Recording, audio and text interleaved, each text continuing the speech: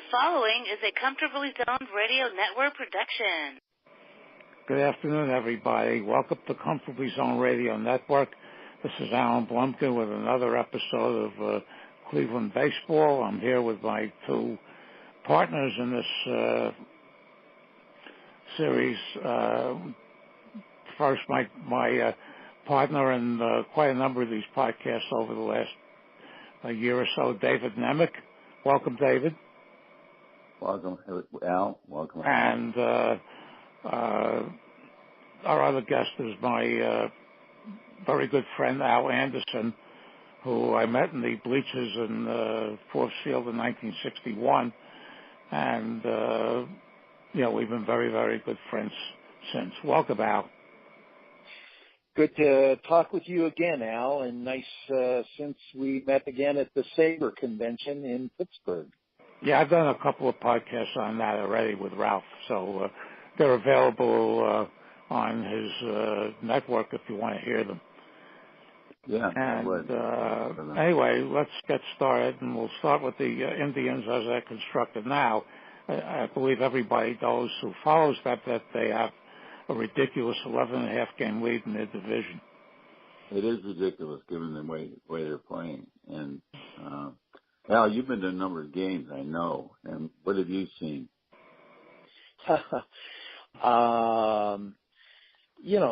Ramirez and Lindor and Brantley are outstanding. It has been remarkable lately that Encarnacion has put up a terrific number of RBIs. But, it's a strange team where it's turned out two of the key pitchers, Plutko and Bieber, I think have a combined record of 8-1. And, that's 7 over 500. Cleveland as a team is only 11 games over 500. Yeah.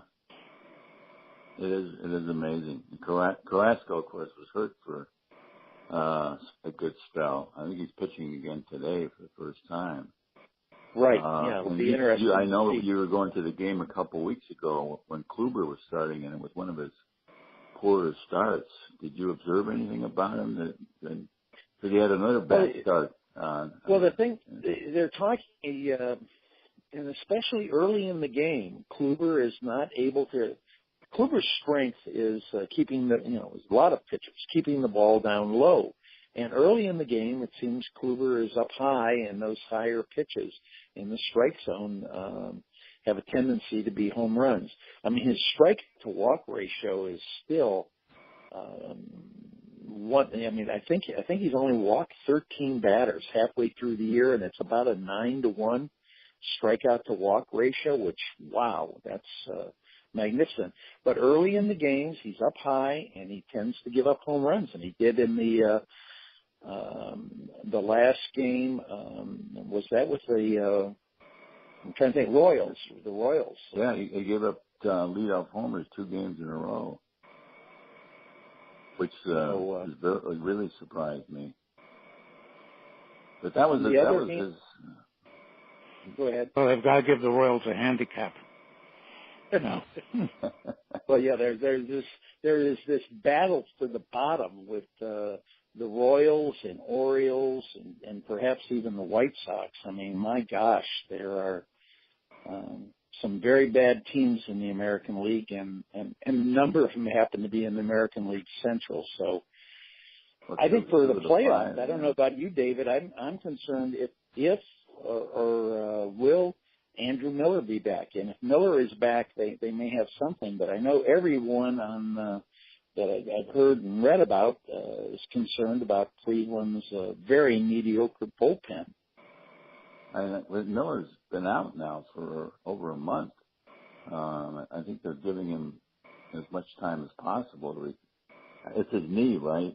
I think. Is it his left knee or right knee? I don't know. When he puts it's worrisome, and others suggest it's somewhat as a result. He has a rather extended, accentuated kind of motion out there that that tends to put a lot of stress on his legs. Yeah. Yeah, without him, I mean, their bullpen is mediocre at best. And I've been very surprised when starters like Bieber and been coming out early in after 6 innings, and the bullpen's been holding it together in several close games. I know that wasn't true earlier in the season. They were coughing up a lot of leads.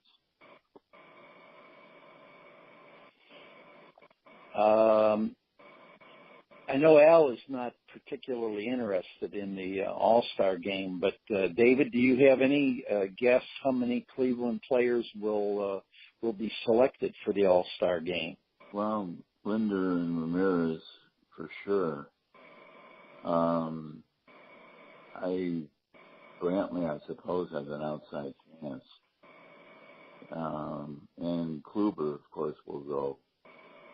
But Trevor Bauer tried to make a case for himself the other day, I saw, to be included. And his numbers are good enough. His record is not that great, but they haven't scored for him a whole lot.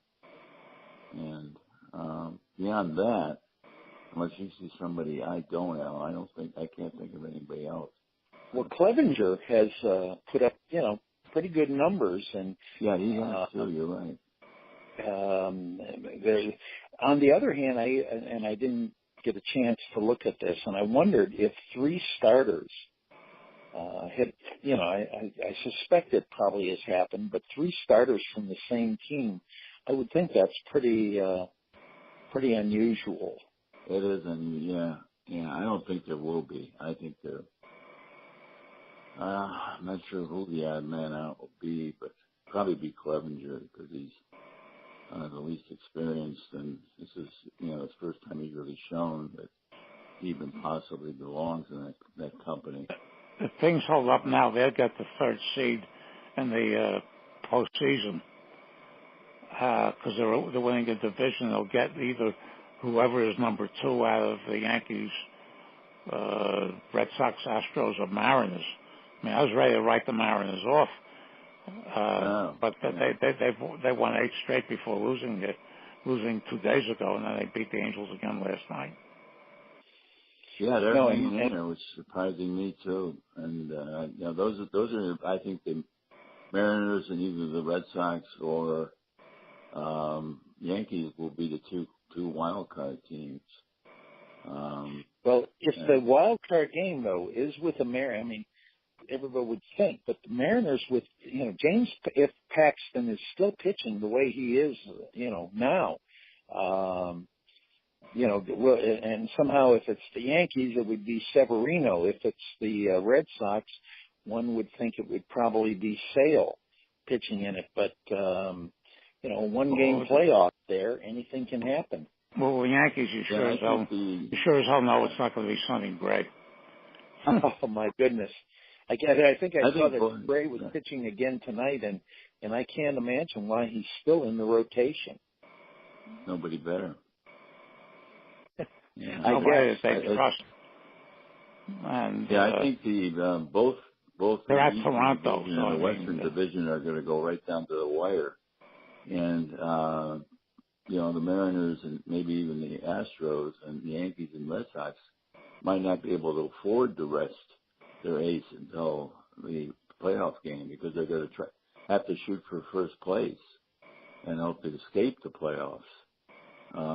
And we may be seeing not the best pitcher on the staff going in the playoffs for either wild card team.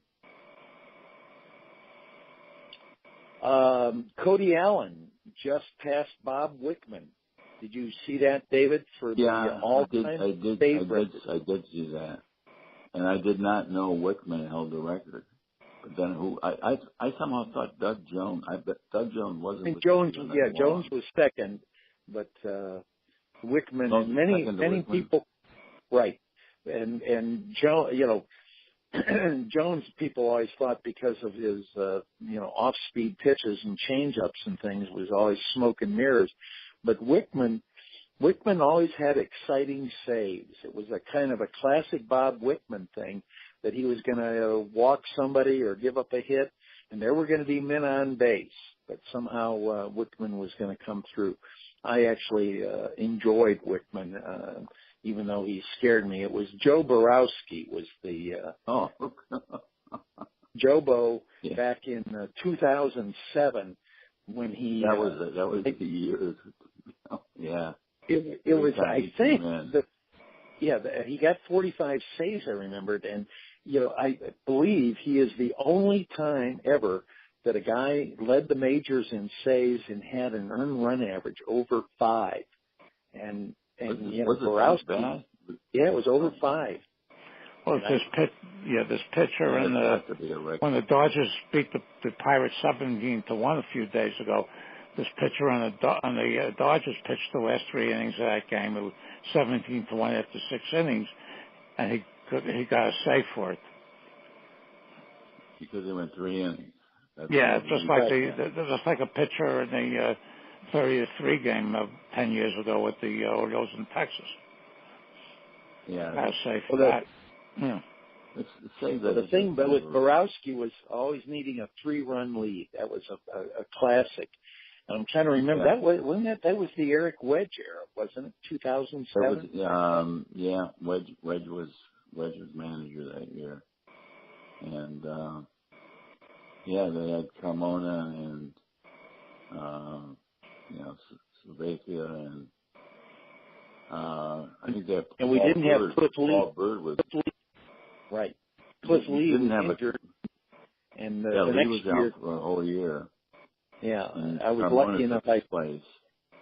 I was able to see him in spring training. He was down there at Winter Haven, and the 2 games with the Mets, I actually saw him twice, and he pitched against the Mets and the Yankees, and he just looked awesome. And I was saying, no, he really looks good. And little did I know that he was about to have a 22-3, Cy Young year and everything. And one of the few times, actually seeing somebody kind of emerge.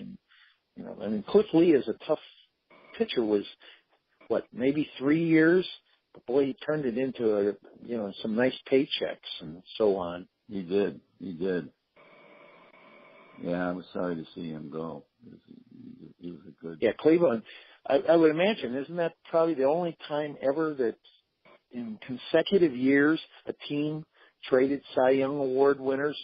Sabathia to Milwaukee, and then Lee went. Who did he trade Lee to in the middle? Was that Texas? Was it Texas or Philadelphia? It might have been the Rangers. Philadelphia was a free agent. I thought it was Texas. We went. Might have. Yeah, the Yankees were after him as a free agent. He turned them down. Well, but the Indians signed the pitcher to long term back then, and it wasn't Cliff Lee. It was the pitcher formerly known as Fausto Cremona. Yeah. Right, yeah. Yeah, well, Roberto Hernandez or something like that. Hernandez. Yeah. But he needed to be Fausto Carmona to get into the States or something. I forget what his.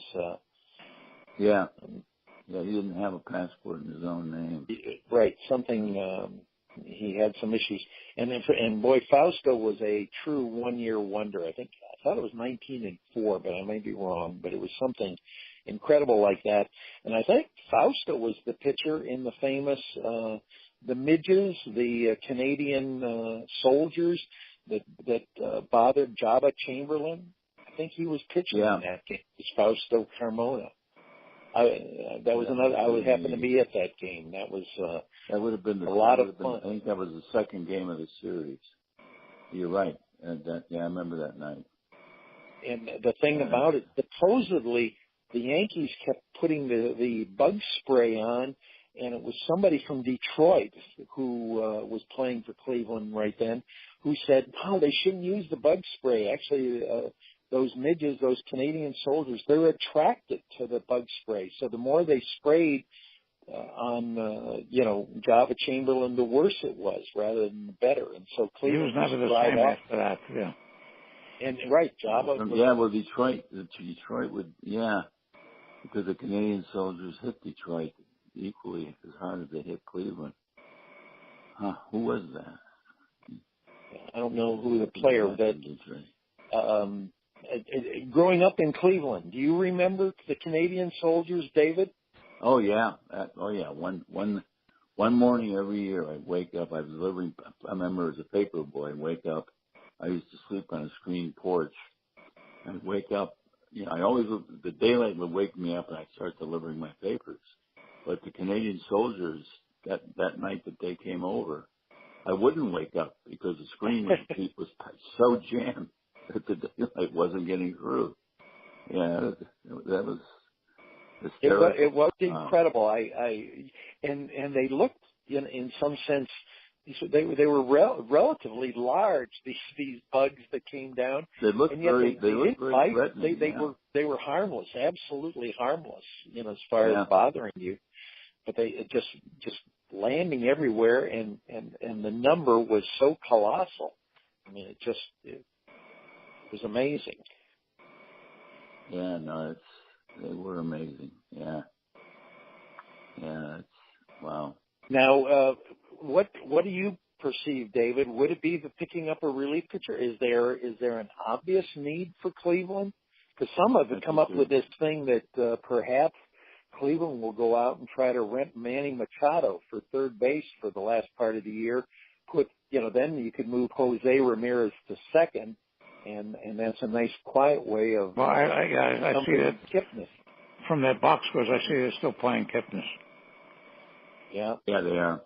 Yeah, and I don't know why, but they don't have anybody better. I mean, Gonzalez is starting to come down to earth, and if they move Ramirez to second, then they're stuck. I don't know if they have anybody better than Diaz, who played there not too well last year. And who's the other guy, Urshela, that played? But Urshela they traded or they released, and then the Blue Jays quickly picked up. So he was a pretty good defensive defense. third baseman, but didn't offer much in offense. Going back to that 2017, Al, you may know about what happened here, but I remember Cleveland's first baseman that year looked like he had real promise. A guy named Ryan Garco, and yet he disappeared within about 2 or 3 years. He just never. He had a good year that year. I think he had over 20 homers, and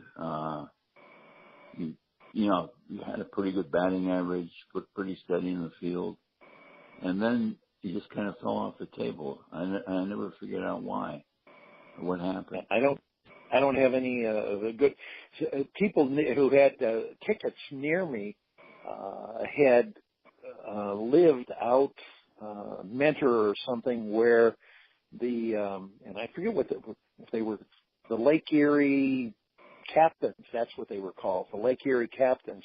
But that was the Class A team, and they had Ryan Garco had lived with them, and they talked what a good guy and everything he was.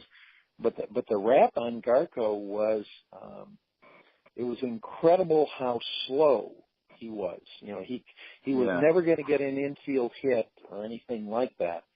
But still, I was like you. I thought he showed a lot of promise, and I never heard any explanation of what happened and why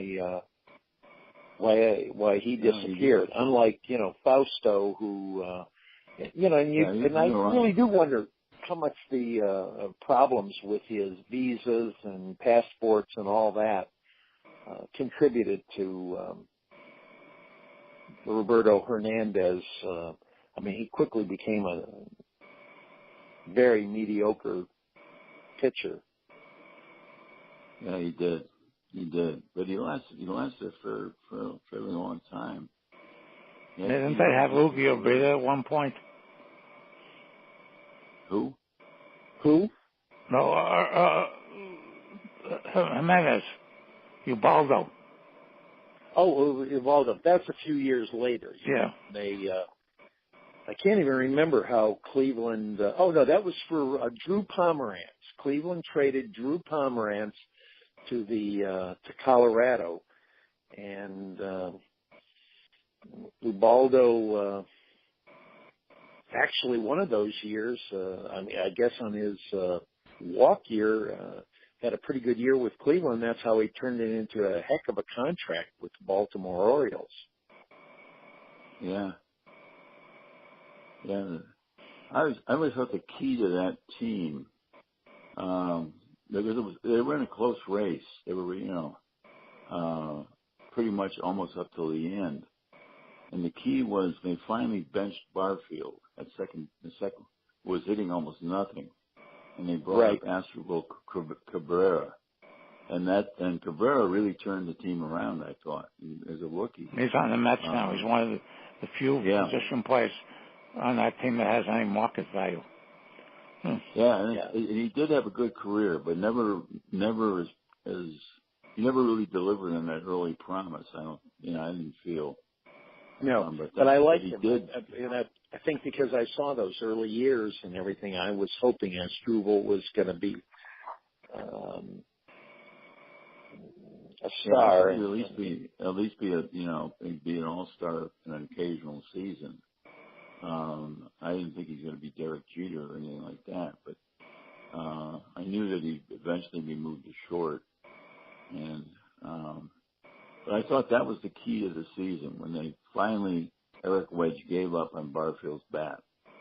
And, put Cabrera in the lineup, and he stayed there because they did not have a really great team. They didn't feel the really, Casey Blake at third base was okay, nothing great. Peralta had a decent season, but nothing great. And then Garco had a good year, and Ramirez had a pretty decent year. And Sizemore, the leadoff hitter, was that his last good season, Al? Or did he? I think it might have. Started getting hurt. You want to talk the guy who could have, would have, should have, injuries and problems. Grady Sizemore, I remember, because I read it somewhere and I asked Al, it was, a player who had 50 doubles, 20 homers, 20 stolen bases, and hit 300 and scored 100 runs. And it's only what's his name? The 1930, the Phillies, Al. Chuck Klein. Chuck Klein, yeah. And Grady Sizemore. Well, I looked at Chuck Klein's splits on reference. They were unbelievable. Yeah. But a lot of that was the 1930 syndrome. I mean, there's tons of records because, the ball apparently was. They attribute everything Klein did to the Baker Bowl, and really it's unfair because he was traded to the Cubs, and he pulled his hamstring really badly. And went back to the Phillies and had good numbers in Baker Bowl until they moved to Contact Stadium. Well, he didn't have his old numbers. He never got his old numbers back. The split that they have in Baseball Reference, they have all the splits, including home road. And I looked at Klein about a week ago, and they were just unbelievable. I'll give you another one that was unbelievable. Wally Moon at the Los Angeles Coliseum in 1961. 61 was the big year. I think it was 60, but yeah. 61 was the big year for him, and then they moved into the L.A. Coliseum, and he started to decline. Yeah. Well, there was the moonshots over the left field screen that they had to put up there at whatever 30 feet or something, or 40. Yeah. Two little tidbits I'll give you. One, David, one I gave Al before you came on. Somebody posted that with Chris Davis on the Orioles' next strikeout, who passed Cal Ripken for the all-time team lead. And Ripken's played in 2,029 more games. And on the ballot for the Hall of Fame next year, one of the names that's going to be on the ballot, of course, probably won't get any votes, is Octavio Dotel. Oh, boy. Wow. Now, even remind everybody, to get on the All-Star ballot, is it that you played 10 years? Yeah, something like that, yeah. And I think that may be the only qualifier. Yeah. So it's an automatic qualifier. Length of time, not what you're doing that season or anything. Yeah, right. The thing is that he'll get 0% of the vote. Just that the first year they put on these, a lot of these people have no business being on there, and after they don't get 5% in the first year they're off. But just the idea of them being on, they'll put Edward Jackson on it in about 5 years. Yeah. Well, Aaron Boone received, the New York manager received only one vote for the Hall of Fame, and it came from Hal McCoy. And I don't know if Hal McCoy, because I live in Troy, he was one of the Dayton. He's the been Dayton Daily, and amazingly, Dayton, which doesn't have a major league team, has had Cy Burek, Ritter Collette, and Hal McCoy selected, for the Hall of Fame writers, which, that's incredible. The rest of the story, though, David, Hal McCoy grew up in the Cleveland area, northeastern Ohio. He's always been an Indians fan. He still is an Indians fan, and this year his prediction at the beginning of the season is Cleveland to win the World Series. So we will see, and I can hope that Hal McCoy. And by the way, the problem McCoy, some disease which they finally were able to get some cure for. He was going blind, and Aaron Boone was with the Reds, and he was such a great guy and so friendly, and helped Hal McCoy so much. McCoy even made the point, of course he doesn't deserve to be in the Hall of Fame as a baseball player, but he deserves to be in the Hall of Fame as just a great person. So that's why he got McCoy's vote. Don Lawson with his 81 and 91 lifetime record was getting votes for a number of years. Yeah, all for a postseason game when, as you pointed out, many of the calls in that game, Babe Pinelli, it wasn't just the Dale Mitchell call. There were other calls in that game that could have been walks or, something. But Pinelli was getting... He only went to three balls. He only went to 3 balls on one bat, and I think that was Pee Wee Reese in the first inning. Yeah, but there were pitches. They were on 2 balls. It sure looked like it was a ball that he called it a strike and everything. Now, it was Bob Prince, the Pirate announcer, who was one who also pointed out that he really didn't deserve to be a perfect game pitcher, but Pinelli made it so. Yeah, he's been living off that for now it's 62 years. Yeah, it's incredible. That's incredible. I remember when I didn't see the game, but I heard the final score, and then it was a perfect game. And I didn't know what the pitching, what the pitching matchup was that day. Well, I just got gotten out of school, and there was some guy waiting for his kid in his car with the game on. Somebody yells out that he's pitching a perfect game. So a bunch of us stuck our heads in the guy's car, and we wouldn't let him go until the game ended. Fortunately, it was only about 10 minutes after, that, but we listened to the end of it, Wow, yeah. That was Mitchell's last at-bat in the major leagues. Yeah. We pinch hit no, I think he pinch hit. He may pinch hit in that series. Later on? Yeah. Who was that? I don't know. I apologize. Apparently, I pushed my cheek pushed something, and I got cut off for a while. But the Hall of Fame also is, people want to discuss that. I refuse to discuss it anymore, basically. Yeah, it really is. My favorite is not Gil Hodges from that era. My favorite is Manny Minoso, and he'll never get in because nobody remembers him. And who belongs there and who belongs there. As I said, when I'm on Facebook, I stay away from comparisons and lists. Yeah, well, the Jess Haynes was, and unfortunately, though, the worst cases end up, being somebody else is now trying to get another character. Yeah, I know that. Yeah, they use that as average player. Barometer. I told you what I put down. This guy's site for Hall of Fame where he puts up the birthdays and put Jesse Haynes up a couple of years ago. I said the only way this guy should be in there is by buying a ticket. And he didn't want anything negative, so he, pulled the poster. There were a lot of bad selections from that era. I mean, Lloyd Wainer was. Well, wasn't Al, you suggested that Frankie Frisch was on the Veterans Committee, and he pushed very hard for all of the old Giants and Gehringer. Charlie Gehringer was on the committee also. He got Rick Farrell and a few others who. Instead of Wes. Wes deserved it, and Rick didn't. Yeah, Wes was. Yeah, right. But Wes, pushed along. My friend, the late Dick Thompson, the David you knew, he wrote a book on the Farrells. Yeah. It's an excellent book. Excellent. Yeah, he thought that Wes was better than Lefty Grove.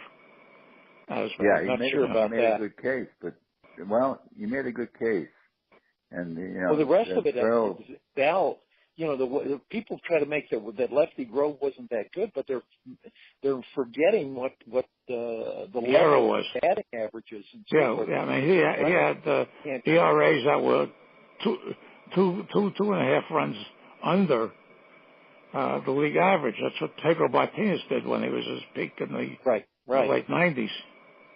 Well, there's no question in the early 30s, for about a 2 or 3 year stretch, Grove was the best pitcher in that era, but he was not the best pitcher for his entire career by any means. Farrell, Dick made a very good case for Farrell, and I think there were several, good pitchers in that era who've never gotten the attention they should have. They pitched for bad teams. Red Lucas was a very, very good ball player.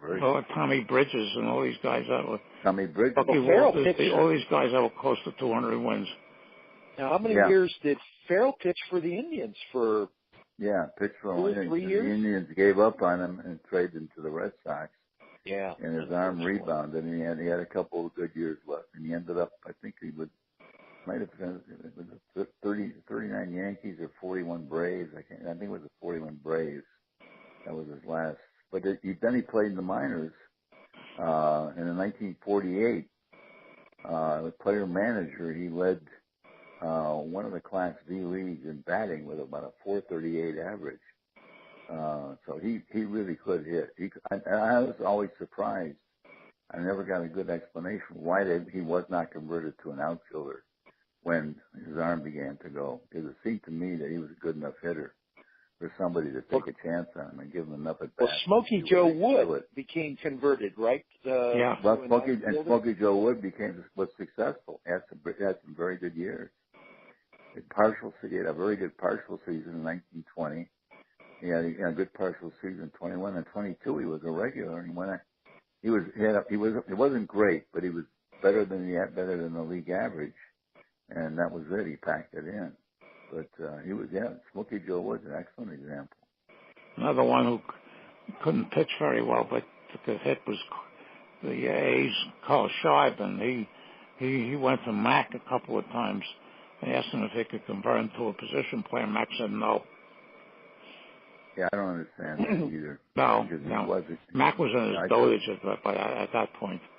Yeah. Yeah, but Mac was very stubborn too. Scheib was. I saw Scheib pitch. He wasn't a good pitcher. He was kind of wild, he was very hittable. None of the Indians were frightened of him, but he wasn't a very good hitter. Isn't Scheib still? He's the Joe Nuxhall of the American League, right? The youngest player ever in the American League. Yeah. He died earlier this year. He was 92, I think, or 91. Yeah. Oh, I missed that. Well, there were those of us in our early days who couldn't figure out why that Philadelphia would name their ballpark after him. It wasn't even spelled the same way, but little did I know that. Yeah. The thing about I remember as I was a kid, I wondered the same thing. My father explained it to me.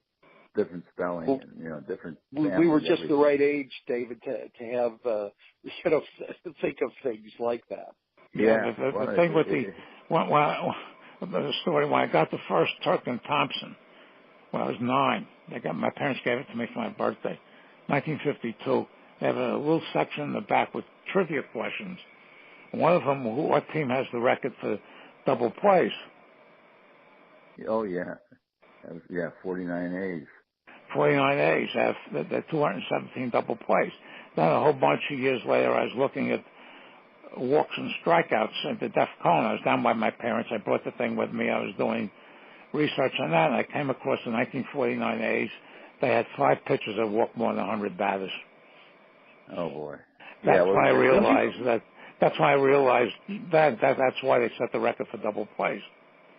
Yeah. Well, wasn't it one of those season. years that it was almost pretty close, the number of walks and strikeouts? Oh, yeah. 49, I think the American League pitchers had more walks and strikeouts because the only, if I remember, Detroit was the only team that had more strikeouts and walks as pitched by their pitchers, and it was a very small number. Tommy Byrne was walking 170 for the Yankees in those years. Yeah. Well, early the National League and American League. And the National League figures every year were lower, considerably lower. Yeah. Strikeouts. And they had guys like Yule Blackwell who could bring it. And they had, Spahn. They had their share of the. You look at 48 through 50 in the American League, and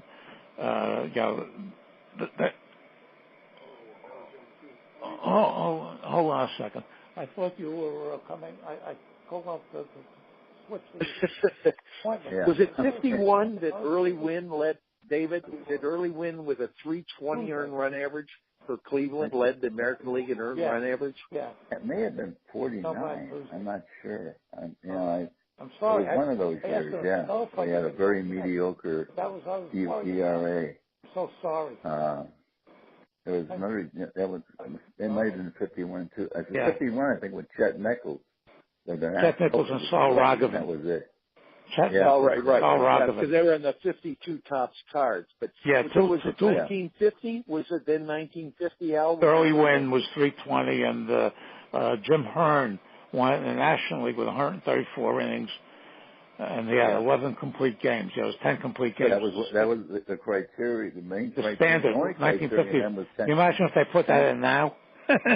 Nobody would qualify. There'd be no qualifying. So teams wouldn't qualify. Players. If you put three complete games, you'd have about 4 qualifiers, maybe at most. Yeah, it's amazing because there were a lot of pitchers.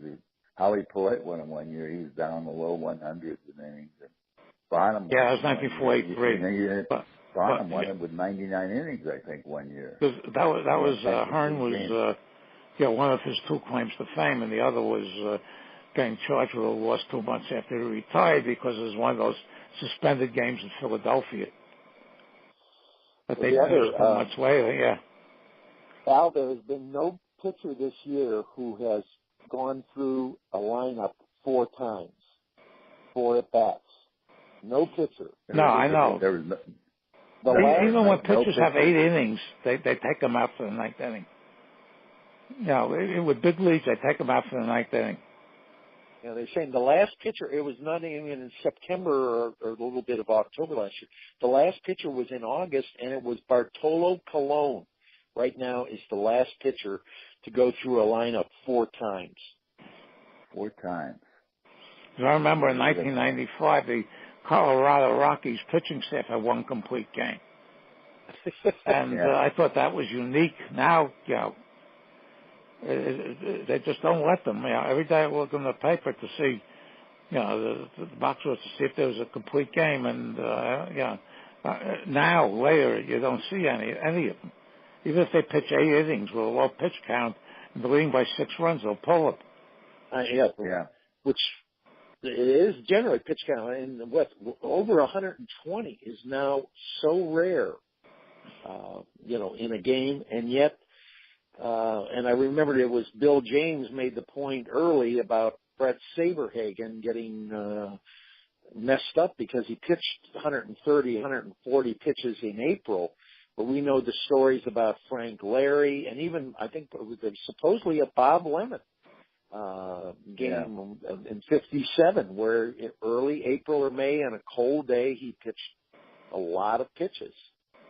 Now the thing is also that the other day, the 2nd, 4 days ago was the anniversary of the Marichal Spahn 16-inning 1-0 game. Fabulous. I remember, Yeah. Yeah, when Mays hit the home run in the bottom of the 16th, and they were both close to 200 pitches in that game. It was 200. I wondered if they had a pitch count, if they knew. Yeah, it was 170-something apiece, I think, something like that. And I saw that World Series game we went to in 1975, our Game 4 in Cincinnati. Tianti must have thrown at least 160 pitches in that game. Yes, I think. You have to wonder how many pitches in the 1920 game between Brooklyn and Boston. Oster and Gale, and Esker, yeah.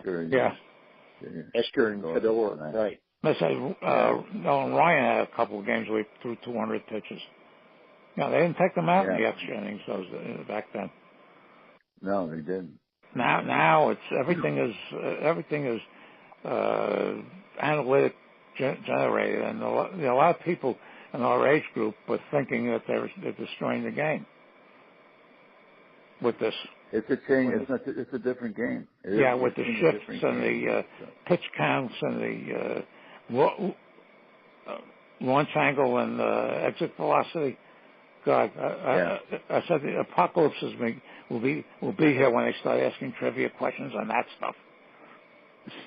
Yeah, I don't know. Well, it's interesting. At Sabre, they asked the question about whether eliminating shifts. But the point that was made is, look, we've always had the shifts when the pitcher is up, or when it's a sacrifice situation. The first baseman and third baseman, come in much closer. Yeah, it's up to the hitters to destroy the shift.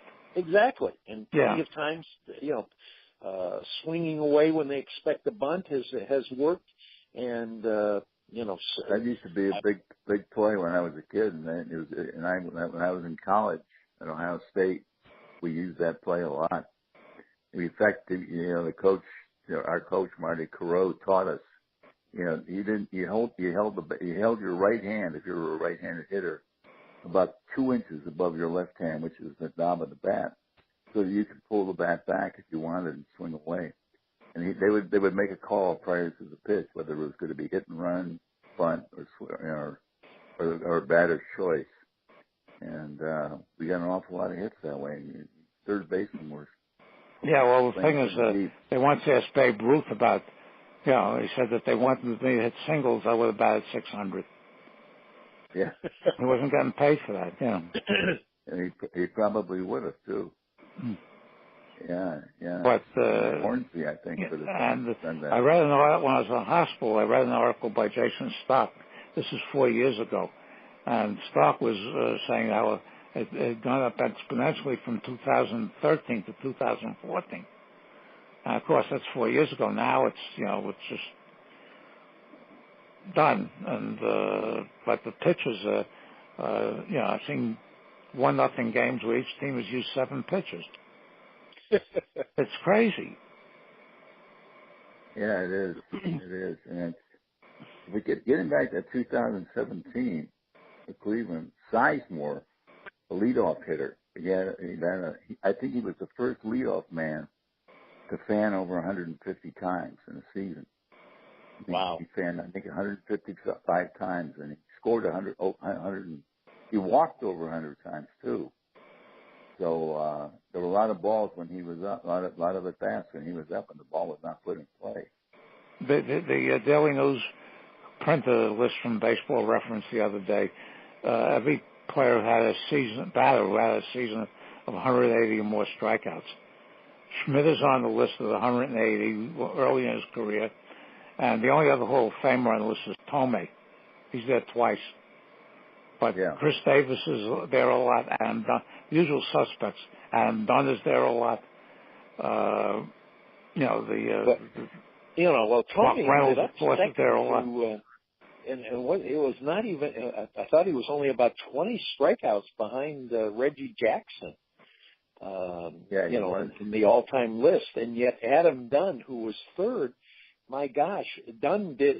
I think Tomei was like 22 years, Jackson was 21, and Dunn was only about 15 years. Yeah, he was able to get up there with those other guys. I did a project for somebody few years ago, it was easy because it's all in the Elias book of batters who led the league in hits and walks in the same season. Early it was Babe Ruth. He did this a number of times, but he had strikeouts of 85 and hit walks of 150. The last one to do it was Adam Dunn, who in 2012 struck out, walked 105 and struck out, I think it was 212 times, something like that. Yeah. But another one, as I told Al before we went on the air, when I was doing my Rob Deere work 25 years ago, I thought he was an exception. He turned out to be a pioneer. Yeah. Exactly. Yeah, right. Yeah. And he's only on the list twice. Al had heard that, but the Joey Gallo thing, that Gallo got his 69th home run in his career, and he still has only 66 singles. And for a guy who's been around for like 3 years, that's just hard to believe. It's unbelievable. Yeah, as I said, those types of guys would deal are hitting to very few double plays. They either strike out, walk, hit a home run, or fly out a pop up. Nothing ever. They never hit anything on the ground. And Joey Gallo has 3 career double plays. Huh. But this is it. You never find these guys with big numbers and grounding into double plays because they don't do that. Well, it used to be, and Jackie Jensen was the one, Yeah, because he's hitting by Ted Williams. 50s. And then Rice, because he was hitting by Carl Yastrzemski in his later years, couldn't run. Yeah. Ted Williams had a caddy, Gene Stevens, for 7 years. And they traded, after Williams retired, they traded Gene Stevens to the Orioles. And guess what? He couldn't hit. Yeah, well, was it Carroll Hardy was the only one who pinched hit for Williams? Williams just fouled the pitch off his foot right before that. Right, and you remember David, of course, where Carroll Hardy came up for him, beginning his career. Yeah, I remember when he came up, and he'd been a college football quarterback, I think. In Colorado or somewhere in that area. I think he played a little bit for the 49ers.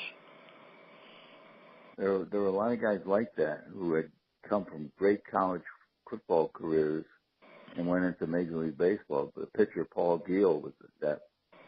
He's a 2-time All-American in Minnesota. And they also had Dick Janowitz, who was a Heisman Trophy winner. Well, Janowitz did play ball, and he could have probably stayed with both. But he got a terrible accident. He was almost killed. It wrecked his career completely and everything. Yeah, and the Pirates had a bonus baby for a couple of years. He's on a couple of Topps cards named Lauren Pepper, who was a star at Southern Mississippi. This course is a lower level. But they also had Dick Roth, who was an All-American basketball player, and played half a year with the Pistons before the clock, and averaged almost 12 points a game. And the O'Brien brothers, both of whom would have been better off sticking with basketball.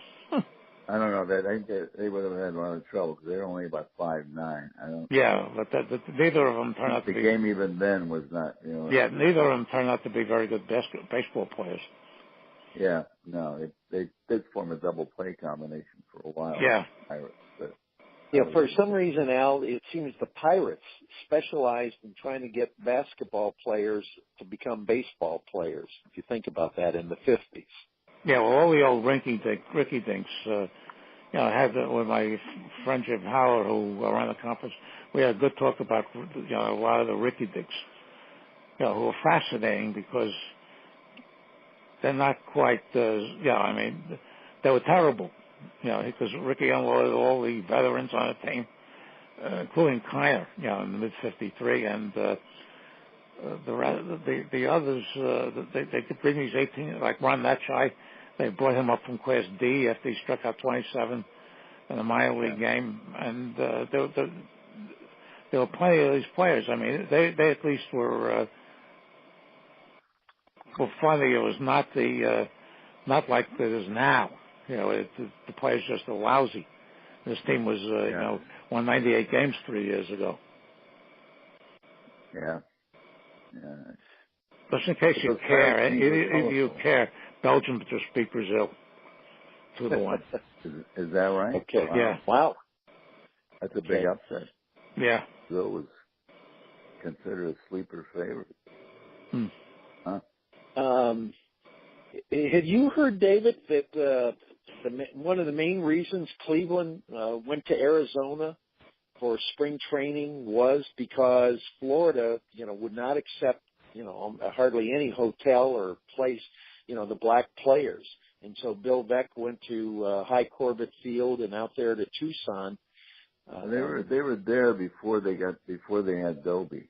Now he could have been preparing for taking on black players by going to Tucson then. I don't know. I've never read about that, but that's an interesting. Well, I just actually, and I don't know if you know that Jim Odenkirk. Do you know him? Yeah, I know Jim. I know Jim. Yeah, Jim. His book Tribes and Tribulations.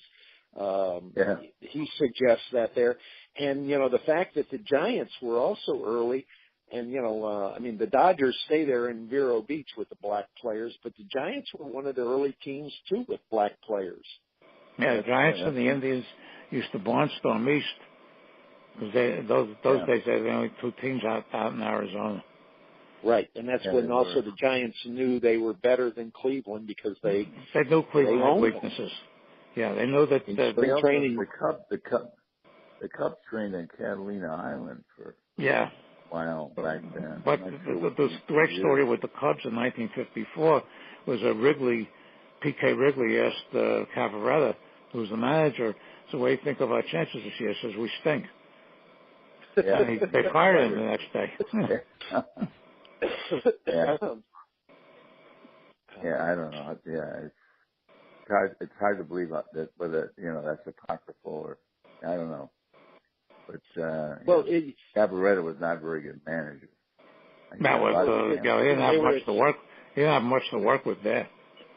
Now, Saber, they were saying that it was Ricky who, when Kiner wanted a raise, that Ricky said, we finished in last with you. We could have finished in last without you. I had often heard of, Bill Veeck and Ned Garber. Now, I'm not sure that the story is in the apocryphal period, but the thing with Ricky, they brought that up when they did they had the panel on Branch Rickey the other day, and they said that might have been apocryphal, but Kiner and Ricky did not get along from the get-go. Yeah, Ricky would not have been Kiner's kind of guy. They claim what Galbraith was really responsible for when Kiner got a raise from $72,500 to $90,000. It was because Galbraith did it, not Ricky, and that really, put a wedge between Kiner and Ricky. Most of the players did not like Ricky because he. Slater said once when he was at the Cardinals, says he would go to the vault to give you a nickel change. Yeah. No, you're right. Nobody on the Cardinals liked him. Nobody in the Dodgers liked him. Nobody in the Pirates liked him. And no players have good stories to tell about Ricky.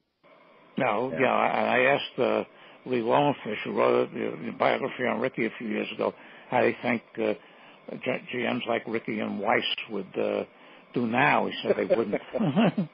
They could. Didn't have a job. How about general managers for Cleveland, David?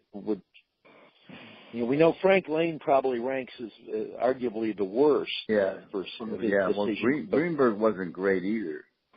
I didn't think so. Greenberg was very tight-fisted when it came to negotiating salaries. Tried to cut Rosen's salary after the 54 season because Rosen hadn't matched his 53 numbers or come even close. Right. Rosen never. After that, Rosen was, played another year, 56, and that was it. I think that was it. And Greenberg was responsible for signing Billy Joe Davidson.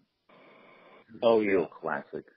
That was, Bizarro, bonus baby. I don't even know if he ever threw a pitch. Yeah, well, I read this biography of Warren Spahn that just came out, and it had, when they talked about Spahn as pitching, it was very good. But when they talked about certain other things, they said, Spahn was a pitching coach for the Indians for a couple of years in the 70s, and they said he was recruited by manager Al Lopez and general manager Hank Greenberg, both of whom had been gone for 15 years. Not in the 70s. Jeez. Yeah, both of them had been gone for at least 15 years. And right. What book was this? This error was so egregious, I had to call Zacco up. Wow. There's a lot of misspellings of players' name: Ray Rapolsky, Carl Cruz, and the other big factual thing was he was talking about Southpaw Larry Jackson, who, if I remember correctly, threw it the right hand. Right-handed. Yeah. Well, but the unfortunate thing is, a lot of these books, the editing is so damn sloppy, and the people who edit, no editing. People who edit have no idea what they're doing. You're responsible for doing your own editing. Yeah. For doing your own. Nobody fact checks you. Nobody edits you. They'll edit you only if they're tight for space. Yeah, because basically they don't want you to cut out the key paragraph on. Yeah, I offered my services to McFarland a number of times at the convention to do editing on some of their books, because some of their books I found just absolutely awful, including the one about the Ricky years in Pittsburgh, and they said they wouldn't take me on. Well, David, do you have it because aren't you up to, are you over 20? It's around 20 baseball books, isn't it? Yeah, no, it's probably over 30 now. Now it's over 30. Well, do you have somebody to, help check, or are all of them? No, David Nemec checking. I'm looking for fact checkers. I'm working on a quiz book right now.